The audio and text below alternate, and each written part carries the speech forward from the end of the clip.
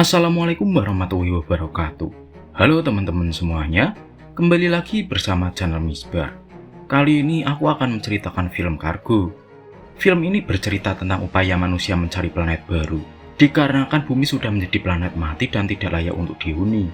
Gimana ceritanya? Sebelum lanjut jangan lupa like, komen, share, dan subscribe ya sob, biar kalian tidak ketinggalan video terbaru dari channel Misbar.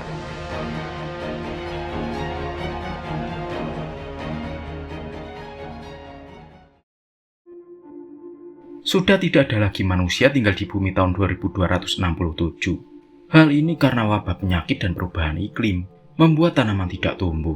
Oksigen menipis disertai hujan asam sepanjang tahun. Sebuah perusahaan bernama Kuiper Enterprise membangun stasiun ruang angkasa raksasa di orbit bumi. Tempat tersebut menjadi hunian sementara manusia. Akan tetapi stasiun itu sudah penuh sesak akibat meningkatnya populasi.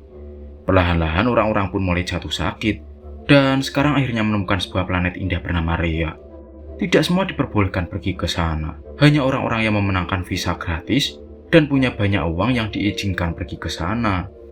Seorang dokter bernama Laura Portman adalah salah satu orang yang ingin pergi ke Rhea. 7 tahun yang lalu, saudara perempuannya yang bernama Ariana memenangkan visa gratis. Laura pun ingin menyusul dan berkumpul kembali bersama Ariana. Mereka saling berkirim pesan. Pesan itu membutuhkan waktu tahunan untuk sampai ke sana. Dan Laura menerima balasan setelah kurang lebih 3 tahun menunggu. Ariana kemudian melamar pekerjaan di Kuiper Enterprise sebagai dokter. Dia bekerja di sebuah kapal pengangkut barang agar memiliki cukup uang untuk pergi ke Rhea. Laura ditempatkan pada sebuah kapal barang tua bernama Cassandra dengan tujuan stasiun 42. Kapten yang bernama Pierre memperkenalkan Laura kepada kru kapal. Miyuki sebagai admin sistem, Anna wakil kapten, kemudian Vespucci dan Prokop sebagai kru dan teknisi. Stasiun 42 berjarak kurang lebih 4 tahun perjalanan. Selama perjalanan mereka akan tidur dalam cryosleep dan kapal angkasa akan dijalankan secara autopilot. Seorang petugas keamanan bernama Decker bergabung dengan mereka. Baru-baru ini telah terjadi aksi pengeboman di beberapa stasiun. Aksi terorisme tersebut dilakukan seorang buronan bernama Klaus yang menyampaikan sebuah pesan misterius yang berisi bahwa mereka saat ini tinggal di dalam sebuah mesin dan memproduksi mesin. Musuh utama mereka adalah TISI, yaitu perusahaan pengirim barang. Karena itulah Decker akan mengawal perjalanan mereka. Sesaat setelah lepas landas, kapten menyalakan sistem autopilot. Kemudian para kru masuk ke dalam tangki kriogenik untuk tidur panjang. Setiap 8 bulan satu dari mereka akan dibangunkan untuk berjaga, serta mengatasi masalah teknisi selama perjalanan. 3 tahun 8 bulan sejak keberangkatan, giliran Laura dibangunkan untuk berjaga. Belum lama ini Laura juga menerima pesan balasan dari Ariana yang dia kirim tahun 2267. Saat sedang makan, Laura mendengar ada suara berisik dari dalam ruang kargo. Laura pun pergi ke sana untuk memeriksanya. Sampai di depan pintu, seseorang mengagetkannya dari dalam. Karena ketakutan, Laura berlari menjauh, lalu berpapasan dengan Decker di sebuah pohon. Decker berkata sistem keamanan akan membangunkannya secara otomatis jika terdeteksi ada yang melakukan pelanggaran protokol penerbangan. Laura memberitahu bahwa ada penumpang gelap di dalam ruang kargo. Mereka harus membangunkan kru yang lain. Decker pun melarangnya. Protokol fase tidur kriogenik harus dipatuhi. Tapi Laura memaksa dan membangunkan sang kapten. Mereka bertiga kemudian memeriksa ruang kargo. Data komputer menunjukkan bahwa gerbang kontainer dibuka beberapa kali saat Laura berjaga. Kapten menduga ada kemungkinan sistem mengalami kesalahan teknis. Untuk memastikannya, mereka akan berpencar untuk memeriksa setiap ruang kontainer.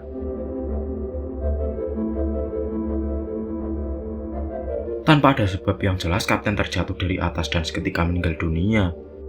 Tiba-tiba alarm berbunyi dan gerbang akan segera menutup. Decker dan Laura pun segera bergegas keluar. Akibat insiden tersebut, para kru pun dibangunkan lebih awal. Anna memerintahkan Vespucci dan Prokop memperbaiki gerbang ruang kargo. Laura diminta melakukan autopsi jenazah kapten untuk memastikan penyebab meninggalnya. Saat melakukan pemindaian, Laura menemukan ada beberapa tulang rusuk yang patah. Selain itu, mata kiri sang kapten ternyata adalah sebuah artificial implant, atau sebuah mata buatan yang juga berfungsi sebagai alat perekaman. Laura membedahnya kemudian menghubungkannya dengan komputer untuk melihat apa yang terjadi padanya. Dalam rekaman video terlihat kapten membuka sebuah ruang penyimpanan. Sebuah fakta pun terungkap. Awalnya mereka mengira bahwa kapal ini hanyalah membawa material konstruksi, tapi ternyata ada bahan kimia berbahaya di dalam sana. Rekaman itu berhenti sebelum mereka mengetahui apa penyebab jatuhnya sang kapten. Laura dan Decker kemudian memeriksa ruangan tersebut. Lalu mereka menemukan ada tangki kayu, berisi anak kecil dan manusia-manusia lainnya. Decker kemudian meminta Vespucci dan Prokop membantu membawa anak kecil tersebut. Tapi tiba-tiba kontainer-kontainer itu bergerak tidak beraturan, yang membuat mereka terpisah satu sama lain. Setelah kontainer berhenti bergerak, mereka membawa tangki itu ke ruang medis.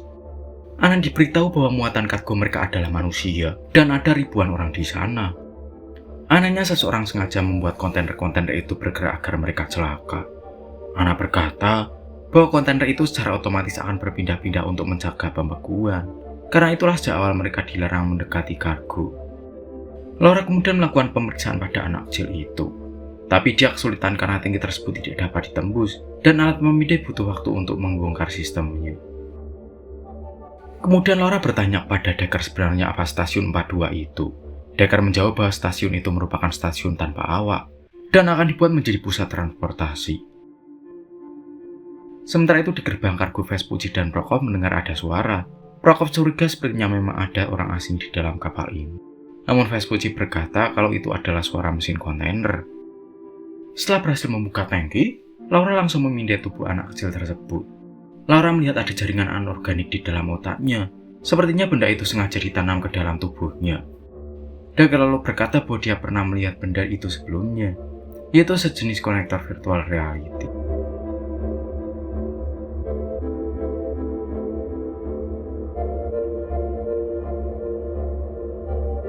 Laura kemudian mengirimkan sebuah pesan untuk Ariana. Dia menceritakan kondisi yang sedang dialami saat ini. Laura tidak yakin apa yang akan terjadi di kemudian hari. Dia hanya berharap semua baik-baik saja dan segera bisa berkumpul kembali dengan saudaranya itu. 20 menit setelah mengirim pesan tersebut, Laura mendapatkan pesan balasan. Ariana berkata kalau dia prihatin dengan masalah yang dihadapi Laura dan berharap semoga semua baik-baik saja. Laura pun heran. Seharusnya pesan balasan itu datang kurang lebih 3 tahun lamanya. Laura kemudian memberitahu Decker kalau pesan yang dia kirim ke Ariana dibalas dalam waktu singkat. Decker terlihat biasa saja, seolah dia menyimpan sebuah rahasia. Di ruang kontrol, Miyuki melapor kepada Ana bahwa data komputer menunjukkan Decker beberapa kali mengakses ruang kargo. Akan tindakan mencurigakan tersebut, Ana memerintahkan Vespucci dan Prokop memasukkannya ke tangki kriogenik. Lebih baik dia ditidurkan daripada berbuat kekacauan. Tapi Decker melawan lalu membuat dahinya berdarah. Sebelum masuk tangki, luka itu harus dikeringkan terlebih dahulu agar tidak mencemari cairan pendingin. Di ruang pengobatan, Decker memberitahu Laura sebuah rahasia bahwa kapal Cassandra saat ini sedang menuju Rhea. Tujuan mereka sudah dekat. Karena itu Laura dan Ariana dapat bertukar pesan dalam waktu yang singkat. Setelah memasukkan Decker ke dalam tangki tidurnya, Laura menemui Miyuki lalu dia bertanya, sebenarnya kemana mereka akan pergi? Miyuki sendiri tidak tahu apakah Cassandra sedang menuju stasiun 42 atau tidak, karena koordinat lokasinya dikunci oleh sistem. Satu-satunya orang yang memiliki akses tersebut adalah Ana. Laura memberitahu bahwa dia dan saudaranya bertukar pesan hanya dalam waktu 20 menit saja. Sebelumnya Decker juga berkata bahwa Cassandra sebentar lagi mencapai Rhea, karena itulah dia bisa bertukar pesan dalam waktu yang singkat. Jika benar maka Ana telah berbohong dengan mengubah koordinat tujuan kapal ini. Miyuki kemudian berkata kalau dia akan mencoba mencari tahu di mana lokasi mereka saat ini. Selesai beristirahat, Laura mendatangi ruang Miyuki, tapi dia menemukannya sudah tewas dalam keadaan tergantung. Para kru pun menduga bahwa Deckerlah pelakunya karena tangki kriogeniknya kosong. Seseorang telah membangunkannya. Jadi memang benar di dalam kapal ini ada penumpang gelap. Para kru kemudian berpencar mencari Decker dan penumpang gelap tersebut. Laura dan Vespucci mendengar ada suara dari dalam saluran udara. Mereka pun menduga di sanalah tempat persembunyian penumpang gelap. Vespucci dan Laura kemudian berpencar. Di dalam lorong tersebut ada sebuah ruangan besar dengan sisa-sisa sampah dan tumpukan barang milik seseorang. Tiba-tiba seorang lelaki menyerang Laura dari belakang. Lalu dari balik kegelapan, ada sosok misterius menembak penyerang itu kemudian menghilang. Penumpang gelap itu ternyata adalah Klaus, buronan yang melakukan peledakan pada beberapa stasiun. Di dalam koper miliknya, Laura menemukan ada dokumentasi Klaus saat masih berada di bumi. Dia juga melihat sebuah rekaman video, di mana Klaus dan Decker berada di sebuah rumah kaca. Tempat itu melindungi tanah dan tumbuhan dari hujan asam, Selain itu mereka juga berhasil memurnikan air. Rekaman itu adalah bukti bahwa bumi perlahan-lahan mulai normal dan pulih kembali. Tiba-tiba terdengar seseorang mencoba membuka pintu. Ya, ternyata adalah Vespucci. Dia berkata kalau Decker berhasil ditangkap.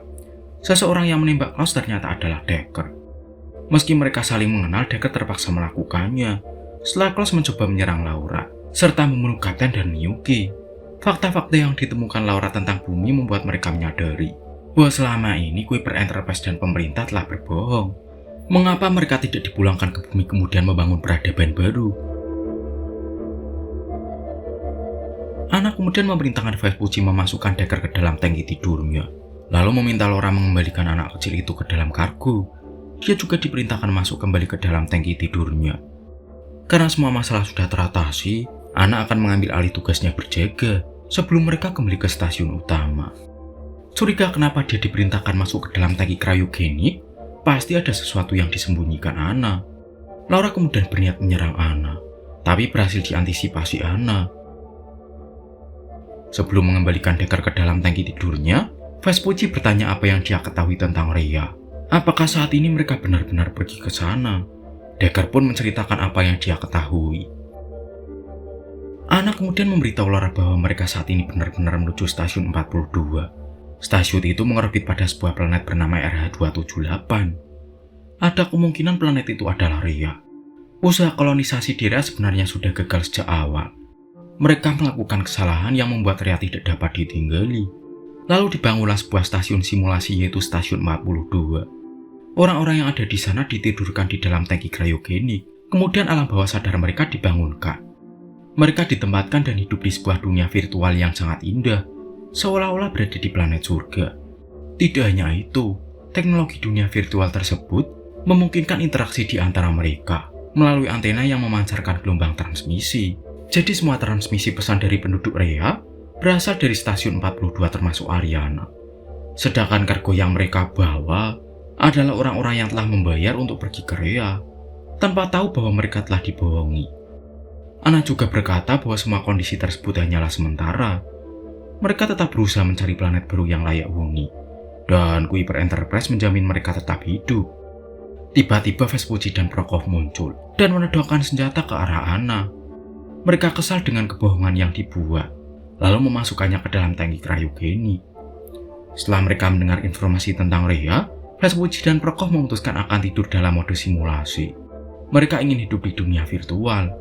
Mereka berpikir dalam dunia mimpi tersebut, mereka bisa mendapatkan apapun yang mereka mau, daripada mereka harus menderita dan hidup susah di dunia nyata.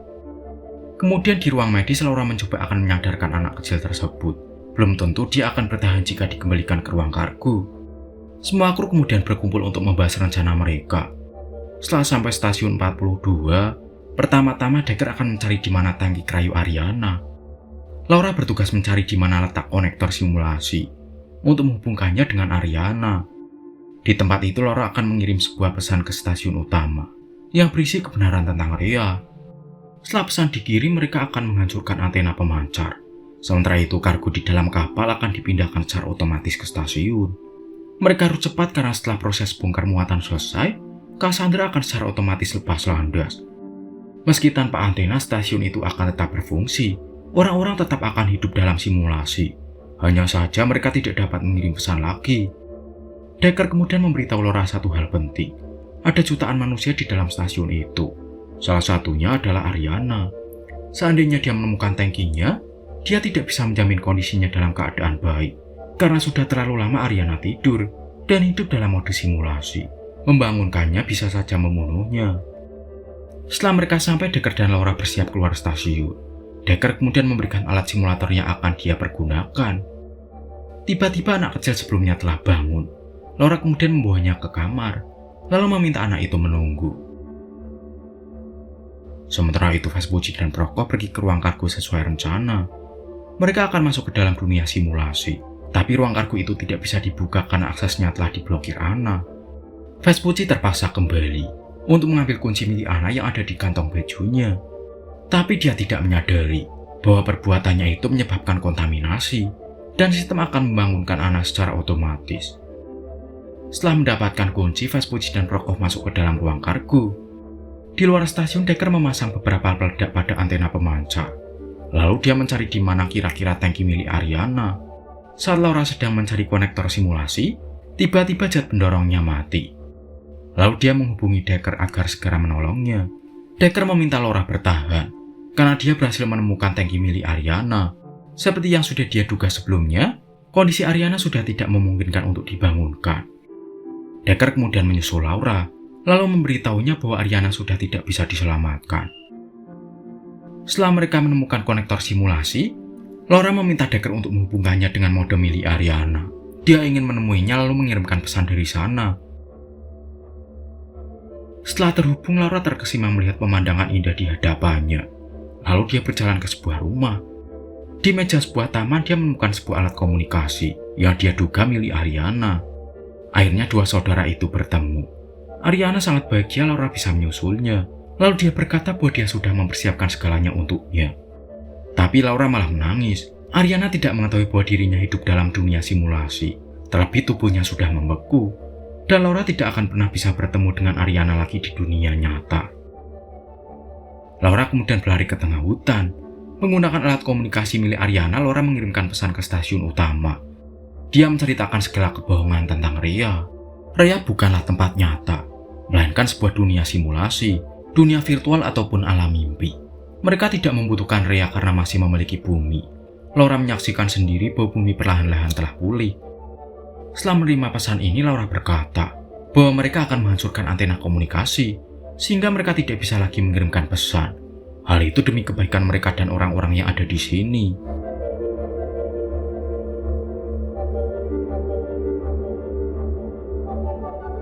Setelah selesai mengirim pesan, Laura kembali ke dunia nyata. Dan sesaat kemudian bongkar muat sudah selesai. Bom yang dipasang di antena juga meledak dan menghempaskan mereka berdua. Kapal Cassandra perlahan-lahan mulai meninggalkan stasiun. Pegangan mereka berdua terlepas. Decker tidak bisa meraih Laura. Karena sebelumnya saat Laura ada di dunia nyata, Decker memberikan zat pendorong miliknya. Decker kemudian meminta Laura segera kembali ke stasiun. Setelah itu Decker tertarik gravitasi planet, dan Laura tidak bisa berbuat apa-apa untuk menolongnya. Setelah masuk ke dalam stasiun, Anna yang sudah terbangun menghadangnya. Kedua wanita itu pun berkelahi. Karena baru bangun, Anna tidak cukup tenaga untuk melawan Laura. Laura kemudian mengunci Anna ke dalam ruang airlock. Setelah itu membuang anak ke ruang angkasa. Laura kemudian kembali ke kamar menemui anak kecil itu. Dan Cassandra saat ini dalam perjalanan pulang ke stasiun utama. Setahun kemudian pesan yang dibuat Laura telah sampai. Seluruh masyarakat dunia mendengar kesaksiannya. Setelah menceritakan kebohongan Rhea dan kondisi bumi saat ini, dia membawa seorang anak kecil yang akan menjadi bukti bahwa tubuh mereka telah dimodifikasi untuk hidup di dalam dunia virtual. Kemudian sebuah pertanyaan muncul. Apa yang terjadi pada stasiun 42? Kenapa mereka meninggalkannya begitu saja? Antenanya juga dirusak, padahal ada jutaan manusia di sana. Hal tersebut dikarenakan mereka sudah terlalu lama tidur dalam mode simulasi. Kondisi tubuh mereka juga tidak memungkinkan untuk dibangunkan. Membangunkan mereka sama saja membunuh mereka. Stasiun itu tetap akan berfungsi dalam waktu yang lama, dan orang-orang tetap akan menikmati hidup di dunia virtual. Tujuan antena komunikasi dirusak agar mereka yang hidup di dunia simulasi terputus dengan dunia nyata, tidak terganggu dengan pesan masuk tentang kebenaran serta kenyataan bahwa mereka selama ini tidur dan hidup di dunia mimpi. Keputusan yang sangat tepat dibuat oleh Decker dan Laura untuk menjaga kondisi serta perasaan mereka yang tertidur dan hidup di dunia virtual untuk selamanya. Lalu, film pun akhirnya tamat.